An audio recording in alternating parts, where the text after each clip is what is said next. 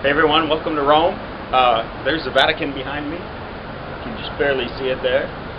But beautiful view here. We're on our Belvedere on the Aventino in Rome. And I just wanted to start talking about, giving some feedback on your questions. We need more people answering questions, first off. Okay. I like this better than typing. I don't like typing. I don't like that. So, charism versus institutional church. You pretty much got this, but I'm not sure it's really clear in your mind. You got the right answer. There's two ways to think about how leadership works in the church, or any ministry works in the church. And one is, as I wrote in the note there, think about it in terms of leadership in your corporation, qua corporation. Who's the boss? The person who's hired to be the boss. They have the paper that says they're boss. They get to decide. Even if they're an idiot, doesn't matter. They get to decide. Now we hope that they were hired for that position because they have some talent to do it, but not always the case. And you don't listen to them because what they say is true. In general, if you want to keep your job, you listen to them because they're the boss and they get to decide. That's the institutional model of leadership versus the charism model. The person who's got the best thing to say about anything, their opinion is the one that carries.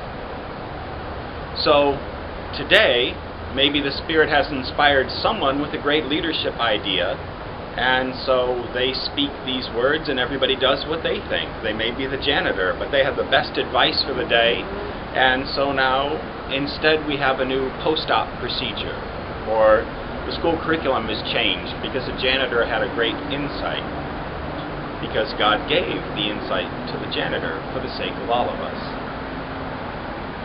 It's a bit of a caricature, but that is the charism model. And in the caricature you see what's the problem with it. We could be changing a lot because, I don't know, if the Spirit can blow where she will, she might do funny things. It's hard to control. It's hard to get consistency. So, as an institution, we worry about this charism model a little bit. It's safer to go with an institutional model of leadership. But then there's this little thing of the gospel.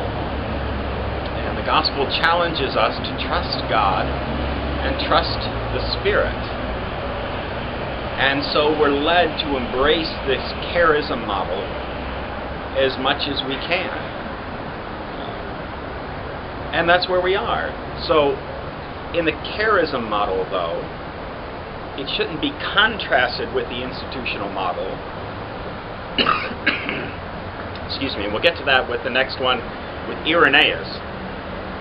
With the two hands. The one hand, the church is thought of as Christ. That is, Jesus laid hands on somebody, and then they laid hands on somebody, and then they laid hands on somebody, and all these hands have been laid down until the current day. Institutional model of leadership passed on by a way that we can all verify and see. We know it's valid. Versus the Spirit blows where it will. Suddenly, God lifts up somebody from nowhere and makes them a leadership, and why should we all believe? Because we see the gifts of the Spirit in them. These gifts should be obvious, and they speak to something in us because the Spirit is in us. And so our spirit sees their spirit, and we say, obviously God gave them this gift for us. Let's use it. Christ, the Spirit, the two hands working together to make things happen. So we wouldn't expect Christ to be guiding the church in this direction with the hand that we can see, and the Spirit pulling the church in another direction with the hand that we can't see. We expect them to be working together, but maybe not identically. That's the balance we try and maintain between institutional model and charismatic model of leadership. To say we need the institution to give us some stability, but let's let that institution be guided by the Spirit, a charism of the Spirit that blows where it will, gives gifts wherever it will for the sake of the whole, and it's up to us to discern those, to celebrate those gifts, to call them forth, even if it seems a little disturbing at the moment to the institution as established.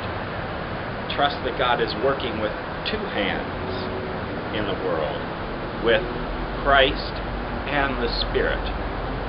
The way that we can see power coming, and the Spirit that is more invisible, intangible, and sometimes scary.